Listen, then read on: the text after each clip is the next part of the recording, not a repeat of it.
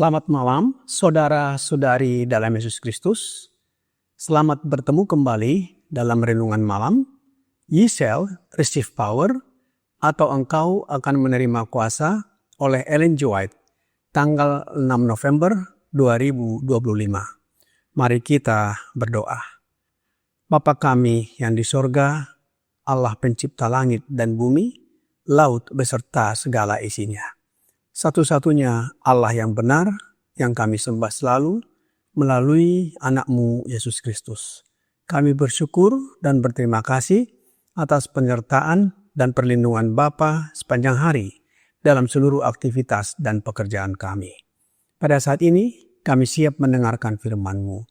Kami mohon karuniakan roh anak-Mu Yesus Kristus berdiam dalam hati kami, menuntun dan mengajar kami agar dapat mengerti firman-Mu dan menghidupkannya.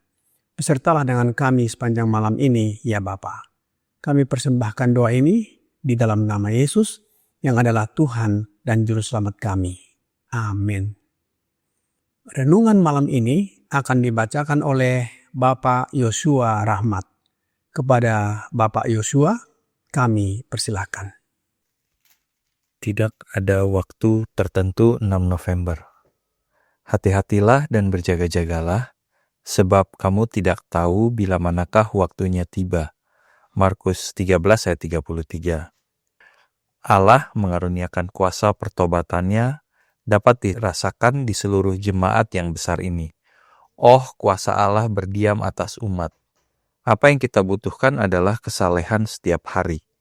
Kita perlu menyelidiki kitab suci setiap hari, berdoa dengan sungguh-sungguh agar dengan kuasa Roh Kudus Allah memperlengkapi kita masing-masing untuk bekerja di tempat kita di kebun anggurnya. Tidak seorang pun siap untuk mendidik dan menguatkan gereja kecuali ia telah menerima karunia Roh Kudus. Tidak seorang pun pelayan Tuhan siap untuk bekerja dengan cerdas demi keselamatan jiwa-jiwa kecuali ia diberkati oleh Roh Kudus, kecuali ia sedang memakan Kristus dan memiliki kebencian yang mendalam terhadap dosa. Saya tidak memiliki waktu khusus untuk membicarakan kapan pencurahan Roh Kudus akan terjadi, ketika malaikat yang perkasa akan turun dari surga dan bersatu dengan malaikat ketiga dalam menyelesaikan pekerjaan bagi dunia ini. Pesan saya adalah bahwa satu-satunya keselamatan kita adalah bersiap untuk penyegaran sorgawi, dengan pelita kita yang telah dirapikan dan dinyalakan. Kristus telah memerintahkan kita untuk berjaga-jaga, karena Anak Manusia datang pada saat yang tidak kamu duga. Matius 24 ayat 44. Berjaga-jaga dan berdoa adalah perintah yang diberikan oleh penebus kita. Hari demi hari kita harus mencari pencerahan Roh Allah, agar Roh itu dapat melakukan tugasnya atas jiwa dan karakter. Oh, betapa banyak waktu telah terbuang sia-sia karena memperhatikan hal-hal yang remeh. Sadarlah dan bertobatlah, supaya dosamu dihapuskan, agar Tuhan mendatangkan waktu kelegaan. Kami sekarang memanggilmu untuk menyerahkan dirimu kepada pelayanan Allah. Sudah terlalu lama Anda menyerahkan kekuatan Anda untuk melayani setan, dan telah menjadi budak kehendaknya. Allah memanggil Anda untuk melihat kemuliaan karakternya, agar dengan melihatnya, Anda dapat diubahkan menjadi serupa dengan gambarnya. Yesus datang untuk menyatakan kasih dan kebaikan Allah kepada dunia. The Review and Herald, 29 Maret 1892. Terima kasih atas penata layanan Bapak Yosua. Tuhan Yesus memberkati. Saudara-saudari dalam Yesus Kristus. Ayat inti di dalam renungan malam ini, Markus 13 ayat 33, berbunyi, hati-hatilah dan berjaga-jagalah, sebab kamu tidak tahu bila manakah waktunya tiba.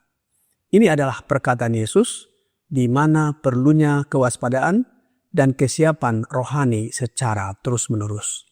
Sebab hari dan waktu kedatangannya tidak seorang pun tahu, dan yang akan memberitahukannya hanyalah Allah Bapa sendiri.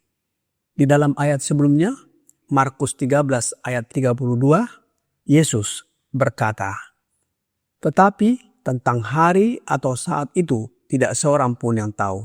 Malaikat-malaikat di sorga tidak, dan anak pun tidak, hanya Bapa saja." Secara terus terang, Yesus menyatakan bahwa waktu spesifik atau tertentu, hari atau jam kedatangannya yang kedua kali tidak diungkapkan kepada manusia. Oleh karena itu, Yesus memerintahkan agar para pengikutnya senantiasa berjaga-jaga atau waspada secara rohani. Ini bukan berarti mencoba menghitung atau meramalkan waktu, tetapi hidup seolah-olah Kristus dapat datang kapan saja.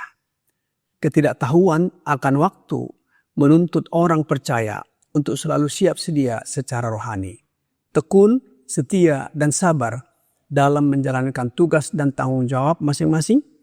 Hal ini mencegah sikap berpuas diri atau kelalaian rohani. Di akhir perkataan Yesus setelah mengemukakan perumpamannya, Yesus berkata di dalam Matius 13 ayat 37, "Apa yang kukatakan kepada kamu, kukatakan kepada semua orang, berjaga-jagalah." Demikian juga halnya dengan waktu pencurahan Roh Kudus. Dalam renungan malam, Ye shall receive power, halaman 319, paragraf 3 berkata, "Saya tidak memiliki waktu khusus untuk membicarakan kapan pencurahan Roh Kudus akan terjadi, ketika malaikat yang perkasa akan turun dari sorga dan bersatu dengan malaikat ketiga dalam menyelesaikan pekerjaan bagi dunia ini. Pesan saya adalah bahwa satu-satunya keselamatan kita adalah bersiap untuk penyegaran surgawi dengan pelita kita yang telah dirapikan dan dinyalakan. Berjaga-jaga dan berdoa adalah perintah yang diberikan oleh penebus kita. Hari demi hari kita harus mencari pencerahan Roh Allah agar Roh itu dapat melakukan tugasnya atas jiwa dan karakter. Oh, betapa banyak waktu telah terbuang sia-sia karena memperhatikan hal-hal yang remeh. Sadarlah dan bertobatlah supaya dosamu dihapuskan agar Tuhan mendatangkan waktu kelegaan. Pada renungan malam tanggal 4 November yang lalu, sudah kita dengarkan bahwa dalam perumpamaan 10 anak darah, Roh Kudus dilambangkan sebagai minyak agar membuat pelita tetap menyala. Dengan pelita yang tetap menyala sebagai terang yang menjadi kuasa untuk mengubahkan tabiat menjadi serupa dengan tabiat Allah. Umat-umatnya layak untuk menghadiri perjamuan kawin anak domba, yaitu Yesus Kristus. Karenanya, kita menjadi anak-anak terang setiap hari. Sama seperti kedatangan Yesus, kehadiran Roh Kudus pun tidak dapat diprediksi waktunya oleh manusia. Namun, Roh Kudus akan hadir ketika seseorang membuka hati dan percaya kepadanya. Hal ini sesuai dengan ayat Alkitab yang menjelaskan bagaimana Roh Kudus bekerja dalam diri orang percaya. Rasul Petrus berkata di dalam Kisah Para Rasul 2 ayat 38. Jawab Petrus kepada mereka, "Bertobatlah dan hendaklah kamu masing-masing memberi dirimu dibaptis dalam nama Yesus Kristus untuk pengampunan dosamu, maka kamu akan menerima karunia Roh Kudus."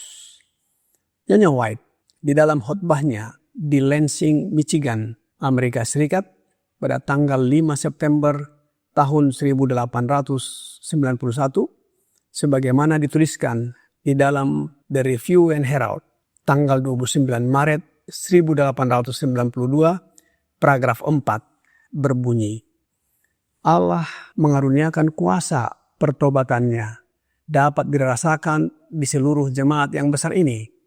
Oh, kuasa Allah berdiam atas umat. Apa yang kita butuhkan adalah kesalehan setiap hari. Kita perlu menyelidiki kitab suci setiap hari, berdoa dengan sungguh-sungguh agar dengan kuasa Roh Kudus Allah memperlengkapi kita masing-masing untuk bekerja di tempat kita di kebun anggurnya. Tidak seorang pun siap untuk mendidik dan menguatkan gereja kecuali ia telah menerima karunia Roh Kudus.